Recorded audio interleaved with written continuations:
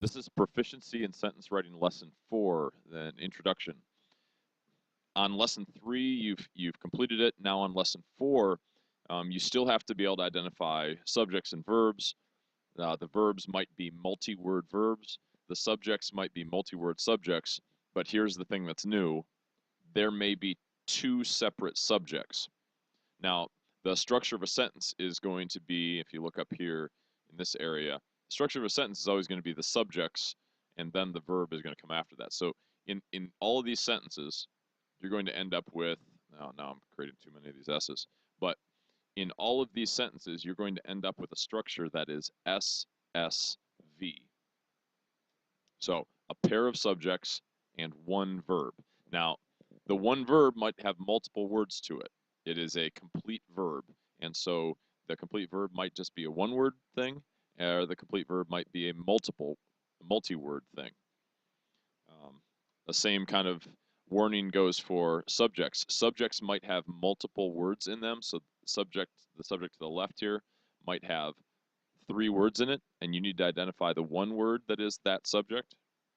And the subject that's to the right might have just one word, might have 7 words in it, and you need to identify the one word that is the subject. This is, of course, confusing stuff, and it gets challenging, but I think this is good practice for you. All right, big disclaimer on this sheet, on this lesson.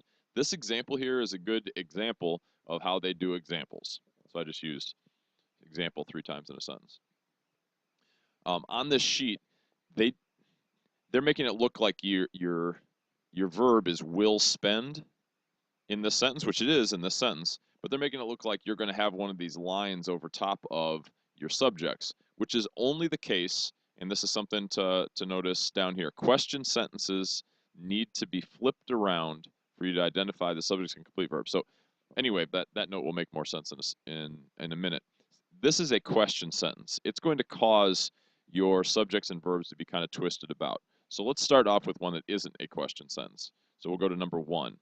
I'm going to do as I did before. I'm going to identify the subject area of the sentence, and actually, yeah, we'll identify the subject area of the sentence. So this is where the subjects are. Remember on these sheets, you're going to have 2 subjects. So subject 1 is Bill, subject 2 is Sue, and you're lucky on this one.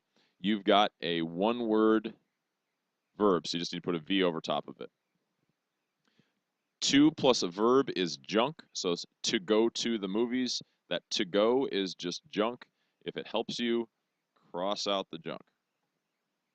So Bill and Sue want, SSV. That's the structure you should end up with on every single one of these sentences.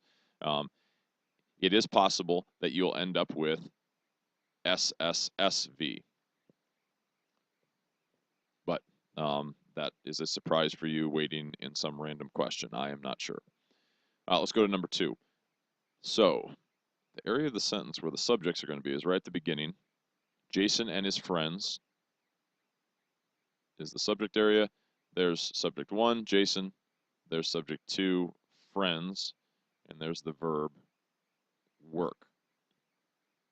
I'll go to one where it's a question sentence and try to talk to you about how to do this, how to handle this. So this is a question sentence. Here's what you need to do with question sentences. You need to try and sort the sentence into the natural order of a sentence. Instead of putting it into a question, put it into a statement, and it'll be easier for you to figure out. So here's what I'm going to do.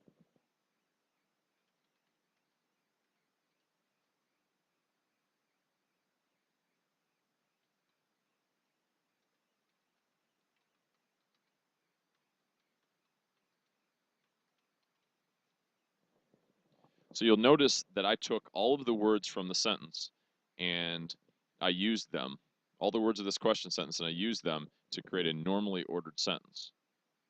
So in this sentence that I'm dragging over here, your subjects would be car and truck, and then your verb is one of those complete verbs where you got 2 words in it. Your verb is are parked. So when it comes to the original here, you're going to take the S and put it over top of car. Take this S, put it over top of truck. This line is going to stretch from R